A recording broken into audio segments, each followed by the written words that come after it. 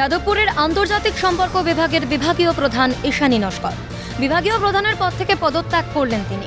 শাসক দলের নেতা তথা বিশ্ববিদ্যালয়ের আন্তর্জাতিক সম্পর্ক বিভাগের অধ্যাপক ওমপ্রকাশ মিশ্রর কাছ থেকে অপমানিত হয়েই ঈশানীর এই সিদ্ধান্ত। গত বুধবার আর্টস ফ্যাকাল্টির পিএইচডি কমিটির বৈঠক হয় আন্তর্জাতিক সম্পর্ক বিভাগ সহ আরও 3 বিভাগের ভর্তির তালিকা প্রকাশ নিয়ে। ওমপ্রকাশ মিশ্রর অভিযোগ, তাকে এই বৈঠকে গাইড হিসেবে আমন্ত্রণ জানানো হয়নি।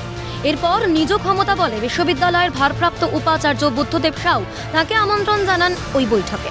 তবে বৈঠকে এসে সমগ্র সময় ওমপ্রকাশ মিশ্র বসে থাকেন এবং বৈঠকে উপস্থিত সকলের সামনে তিনি অপমান করেন আইআর এর বিভাগীয় প্রধান ঈশানী নস্করকে।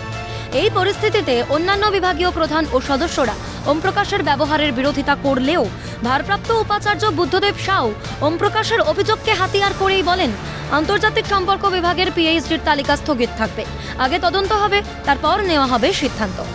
যদিও বৈঠকে উপস্থিত অন্যান্য অধ্যাপকদের অভিযোগ, সমস্ত সদস্যদের সামনে এক মহিলা বিভাগীয় প্রধানকে তিনি এমন অকথ্য ভাষায় আক্রমণ করতে পারেন না। অভিযোগ, ওমপ্রকাশ মিশ্র বেশ কয়েকদিন যাবৎ পিএইচডির তালিকায় যাতে এক নির্দিষ্ট ছাত্রের নাম না রাখা হয় তার জন্য চাপ দিচ্ছিলেন। আরও অভিযোগ, সেই জন্যই পিএইচডির তালিকা আটকানো হয়েছে এবং তদন্তের কথা বলা হয়েছে।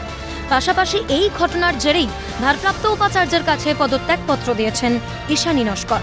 আমার একটা স্বব্যাখ্যিত একটা চিঠি, আপনারা খবর যখন পেয়েছেন কিছু তো উল্টোপাল্টা পাননি? স্বব্যাখ্যিত একটা চিঠি আপনারা নিশ্চয়ই খবর শুনেছেন, তার মধ্যে আদ্যপান্ত পুরো ব্যাখ্যা দেওয়া আছে।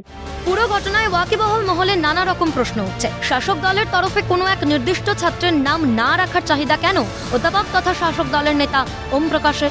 এখানেও কি তবে জড়িয়ে রাজনীতি? যদিও ঈশানীর দেওয়া পদত্যাগের চিঠির বিষয়ে বিশ্ববিদ্যালয়ের ভারপ্রাপ্ত উপাচার্য বুদ্ধদেব সাউর সঙ্গে যোগাযোগ করা হলে মুখ খুলতে চাননি তিনি। ঈশানী ম্যাম আমাকে একটা চিঠি দিয়েছে, এখনো আমি ওটা খুলিনি। এই আপনার কাছ থেকে শুনলাম যে উনি রেজিগনেশন দিয়েছে। উনি আমাকে একটা কনফিডেন্সিয়াল লেটার দিয়েছেন, তার ভিতরে কি আছে এখনো আমি খুলে দেখিনি, আর খুললেও বলতাম না। এ নিয়ে এত কিছুর পর ওমপ্রকাশ মিশ্রর চুপ থাকা ভাবাচ্ছে ওয়াকিবহল মহলকে। শাসক দলের নেতার আসল উদ্দেশ্য ঠিক কি, উঠছে প্রশ্ন। মণি ভট্টাচার্যের রিপোর্ট, ক্যালকাটা নিউজ।